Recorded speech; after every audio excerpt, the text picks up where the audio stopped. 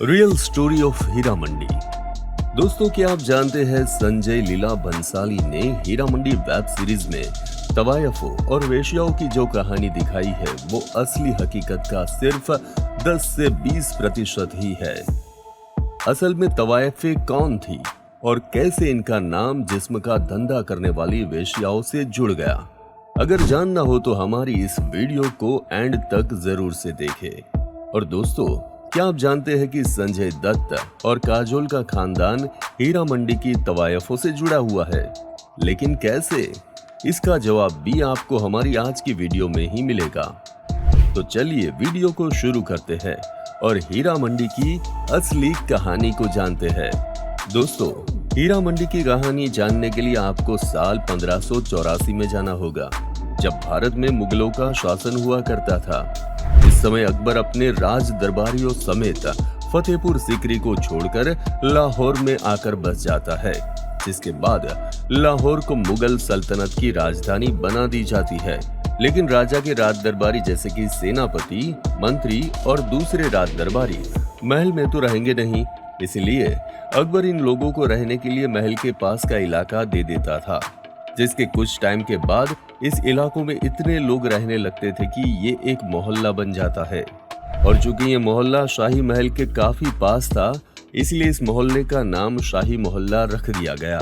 जिसके बाद शाही मोहल्ले में रहने वाले शाही लोग जैसे कि मंत्री और सेनापति वगैरह के एंटरटेनमेंट के लिए अफगानिस्तान से कुछ औरतों को लाया गया, जो कि तवायफ थी। ये तवायफे गाना गाकर और मुजरा करके शाही लोगों का एंटरटेनमेंट किया करती थी। लेकिन यहाँ मैं आपकी जानकारी के लिए बता दूं कि तवायफों का काम सिर्फ गाना गाना और मुजरा करना ही नहीं था, बल्कि असल में ये तवायफे अपने तमीज, तहजीब और नाच गाने की कला की वजह से काफी मशहूर थी, जिस वजह से बड़े बड़े शाही घराने के लोग अपने बच्चों को इन तवायफों के पास तमीज, तहजीब और कला सिखाने के लिए भेजा करते थे। और इसके बदले में इन तवायफों को काफी अच्छा खासा अमाउंट दिया जाता था। इसके अलावा जैसी रिस्पेक्ट उस समय शाही लोगों को दी जाती है, ठीक वैसी ही रिस्पेक्ट इन तवायफों को भी दी जाती थी। लेकिन फिर समय बदल जाता है और 17वीं सदी में अहमद शाह दुर्रानी का शासन आया। अहमद शाह दुर्रानी एक जालिम लुटेरा था, जिसने किसी को भी नहीं छोड़ा। और इसी अहमद शाह दुर्रानी की वजह से तवायफों का नाम वेश्याओं से जुड़ गया। असल में अहमद शाह दुर्रानी के सैनिक जहां से भी औरतों को लूट कर लाते थे, वे उन्हें इन्हीं तवायफों के साथ रखते थे। और इस तरह से देखते ही देखते जो जगह पहले तवायफों के रहने के लिए बनाई गई थी, वो वैश्यालय में बदल गई। जिसके बाद इन वैश्यालयों में रहने वाली तवायफों को भी वेश्यावृत्ति ही करनी पड़ी, क्योंकि अब ना तो कोई शाही शख्स बचा था जो कि नाच गाने के बदले में इन तवायफों को पैसा देता, और ना ही अब कोई इन तवायफों के यहाँ तमीज और तहजीब सीखने के लिए अपने बच्चों को भेज रहा था, जिस वजह से इन्हें अपना पेट पालने के लिए मजबूरन वेश्यावृत्ति करनी पड़ी। लेकिन कुछ सालों के बाद वापस समय बदल जाता है और 18वीं सदी में राजा रणजीत सिंह अफगानों को हराकर लाहौर पर अपना शासन कायम करते हैं। राजा रणजीत सिंह कला, संस्कृति और सुंदरता के प्रेमी थे, इसलिए जब उनकी नजर खूबसूरत तवायफों पर पड़ी, तब उन्होंने वापस से तवायफों का कल्चर शुरू कर दिया। और इस दौरान राजा रणजीत सिंह को मोरन सरकार नाम की एक तवायफ से इस कदर मोहब्बत हो गई कि उन्होंने सिख समाज के खिलाफ जाकर मोरन सरकार से लव मैरिज की। राजा रणजीत सिंह मोरन सरकार के प्यार में इस कदर पागल थे कि उन्होंने मोरन के नाम पर कई सिक्के भी बनवाए। और इस तरह से राजा रणजीत सिंह के टाइम में तवायफ कल्चर काफी अच्छा खासा एक्सपैंड हो गया। और अब इन तवायफों के यहाँ वापस से शाही लोगों की और कला में रुचि रखने वाले रईस लोगों की भीड़ लगने लगी। लेकिन कुछ सालों के बाद राजा रणजीत सिंह की डेथ हो गई, जिसके बाद उनका राजपाट उनके जनरल के हाथ में आ गया। और फिर इन्हीं जनरल में एक जनरल जिसका नाम हीरा सिंह डोगरा था, उन्हें सिख साम्राज्य का प्रधानमंत्री बना दिया जाता है।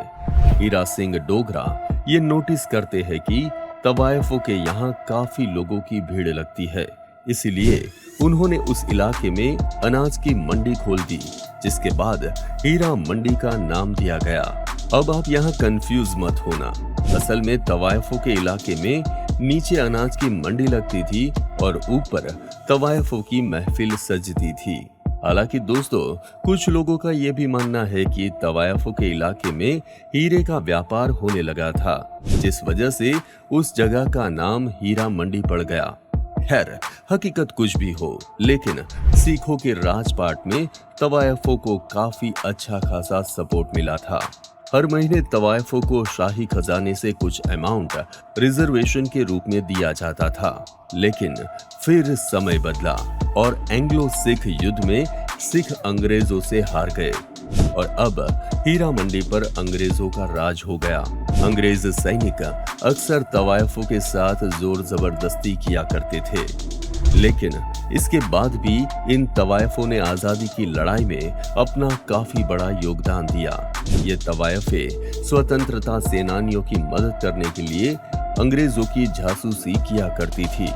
साथ ही इन्होंने स्वतंत्रता सेनानियों को ये छूट दे रखी थी कि वे इनके घरों को अपना सीक्रेट मीटिंग पॉइंट बनाकर अंग्रेजों के खिलाफ प्लानिंग कर सके। इसके अलावा अजीज जून बाई नाम की एक तवायफ युद्ध में घायल होने वाले स्वतंत्रता सेनानियों की मरहम पट्टी भी किया करती थी, जिसके कैरेक्टर की एक झलक हीरा मंडी वेब सीरीज में अदिति हैदर में देखने को मिली है। इसके अलावा ये तवायफे अपने पैसों से भी स्वतंत्रता सेनानियों की काफी मदद किया करती थी। इसीलिए जैसे ही अंग्रेजों को इनकी भनक लगती है, वो सबसे पहले हीरा मंडी की इन तवायफों का नाच गाना बंद करवा देते हैं, जिसके बाद अंग्रेज लाइसेंस का कानून लाए और इस तरह से अंग्रेजों ने इन तवायफों पर भारी भरकम टैक्स लगाकर इनका इनकम सोर्स ही खत्म कर दिया, ताकि ये आगे चलकर स्वतंत्रता सेनानियों को अपने पैसों से मदद ना कर सके। लेकिन बात यहाँ सिर्फ स्वतंत्रता सेनानियों को मदद करने की नहीं थी। असल में टैक्स लगने के बाद से इन तवायफों के लिए अपना पेट पालना मुश्किल हो गया था और चूंकि इन तवायफों को नाच गाने के सिवा कुछ और आता भी नहीं था, इसलिए मजबूरन इन तवायफों को वापस वैश्यावृत्ति में आना पड़ा। और जैसे कि हम सब जानते हैं कि वैश्यावृत्ति को शुरू से ही समाज में ओछी नजर से देखा जाता था, इसीलिए समय बीतने के साथ साथ लोग ये भूल गए कि हीरा मंडी की तवायफों ने देश की आजादी की लड़ाई में अपना बहुत बड़ा योगदान दिया था और इस तरह से लोग हीरा मंडी की तवायफों को सिर्फ वेश्या की तरह याद रखने लगे। हालांकि दोस्तों, हीरा मंडी की तवायफों ने इतनी जल्दी हार नहीं मानी और इनमें से कई तवायफे अपने हक की लड़ाई लड़ती रही, जिसके बाद सन 1947 में जब भारत आजाद होता है तो लाहौर और लाहौर की हीरा मंडी पाकिस्तान का हिस्सा बन जाती है और एक बार फिर से हीरा मंडी वैश्यालय से तवायफों का इलाका बन जाता है, जिसके बाद हीरा मंडी में वापस से नाच गाना और मुजरा शुरू हो जाता है और रईस लोग इन तवायफों का नाच गाना देखने के लिए हीरा मंडी जाने लगते हैं। इस बार तवायफों को लगता है कि अब उनका हक कोई नहीं छीनेगा, लेकिन फिर आता है साल 1978 जब मोहम्मद जिया उल हक पाकिस्तान के छठे प्रेसिडेंट बनते हैं। जिया उल हक ने इस्लाम का हवाला देते हुए मुजरे को अपने देश में बैन कर दिया, जिसके बाद अपना पेट भरने के लिए तवायफों को वापस से वैश्यावृत्ति शुरू करनी पड़ गई और इस तरह हीरा मंडी, जो कभी शाही लोगों के लिए एंटरटेनमेंट का ठिकाना हुआ करता था, वो रेड लाइट एरिया में बदल जाता है। हालांकि दोस्तों, सभी तवायफों ने वैश्यावृत्ति का रास्ता नहीं चुना। जैसे कि हीरा मंडी में नरगिस बेगम नाम की एक बेहद ही खूबसूरत तवायफ हुआ करती थी।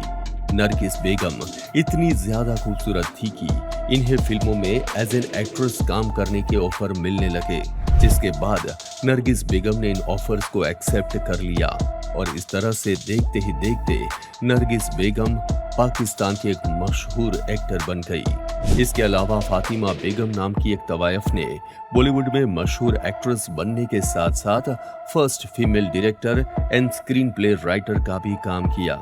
वहीं हीरा मंडी की एक और मशहूर तवायफ जो इंडिया की पहली रिकॉर्डेड आर्टिस्ट बनी, उन्होंने साल 1902 से लेकर साल 1920 तक 10 अलग अलग भाषाओं में ग्रामोफोन पर 600 से ज्यादा सॉन्ग रिकॉर्ड किए। इसके अलावा दोस्तों, संजय दत्त की नानी जदन बाई भी हीरा मंडी की एक तवायफ थी। और तो और दोस्तों, हीरा मंडी की एक और तवायफ रतन बाई ने भी बॉलीवुड में एज एन एक्ट्रेस खूब नाम कमाया। और आपकी जानकारी के लिए ये बता दूं दोस्तों, ये रतन बाई और कोई नहीं बल्कि काजोल की परनानी थी। तो दोस्तों, ये थी हीरा मंडी के तवायफों की असली कहानी। आपको हमारी आज की वीडियो अच्छी लगी हो तो इस वीडियो को अभी लाइक कर दे, और अगर चैनल पर नए हैं और ऐसी ही वीडियो को देखना पसंद करते हैं तो सब्सक्राइब करना ना भूलें। धन्यवाद।